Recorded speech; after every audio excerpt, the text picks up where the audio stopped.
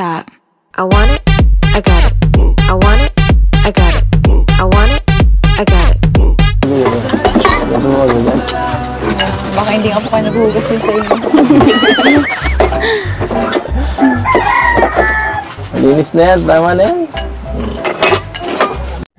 Hello mga kalingap, ito na naman tayo, mabibigay tayo ng reaction sa part 31. Nakita natin dito si BP Biancy na emotional.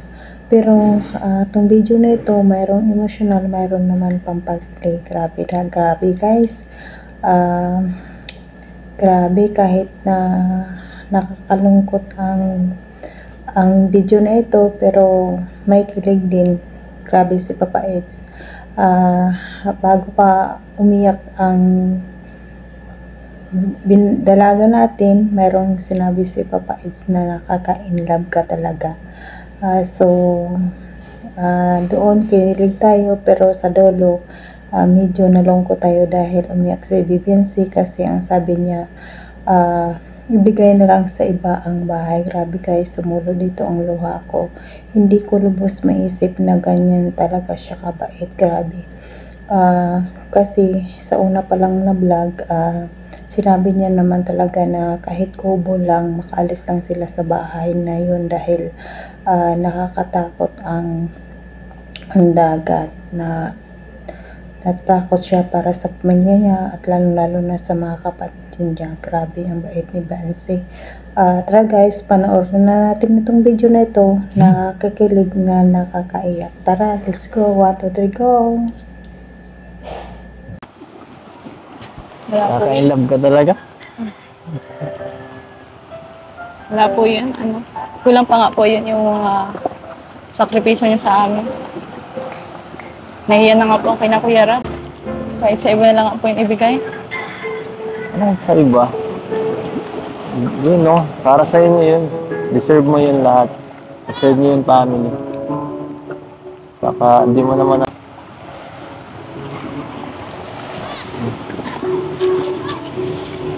Nahiya na po talaga kasi ako.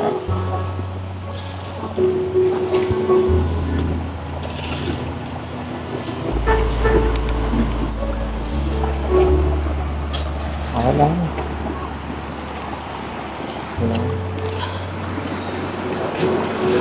Huwag mag-alala. Magiging okay din ang lahat. Tiwala lang. Tiwala ka ba? Okay lang.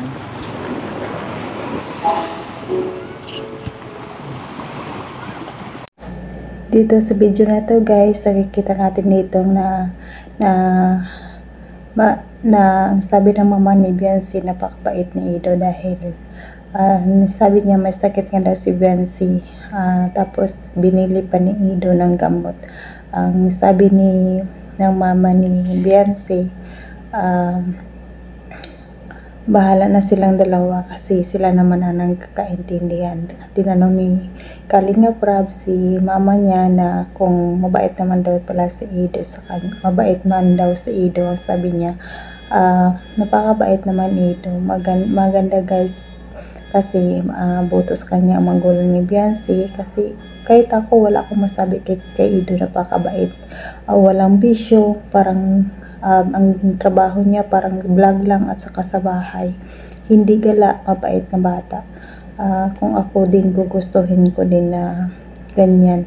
Kung ako lang may anak na babae, babae, yan ang gusto kong lalaki para sa anak ko. Kaso wala eh. Kaya saludo talaga ako kay Habi, napakabait. Tara guys, ko panoorin natin yung video na to. Tara, let's go. 1, 2, 3, go. Yan, bawa sinusundo siya ni Eds, okay lang naman po sa inyo. Nagpapaalam kasi naman. hinahatid siya ni Edo dito. Nung isang araw nga, sinundo siya. Sabi, medyo pa yung niya, sama yung pakiramdam. Butit na agapan ng gamot. Tapos yun nga, pagbalik ni binilan naman siya ni Kuya Edwin ng gamot. Ay, Kaya sabi ko, grabe.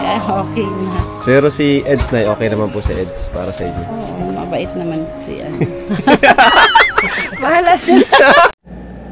Itong video na ito guys, highlights lang ito.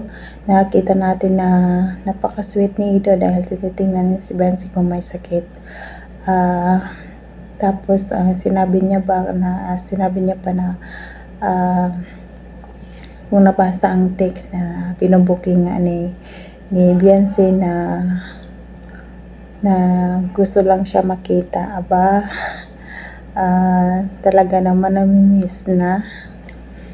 Lagi na niyang namimiss si Biancy natin. Nakakatuwa guys, grabe. Tara guys, manoorin natin yung video nito. Tara, let's go. 1, 2, 3, go!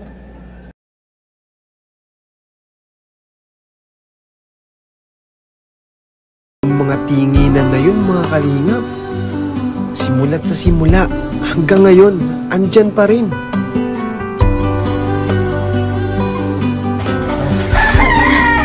Grabe. Ang hot. Nag-chat kaya ako.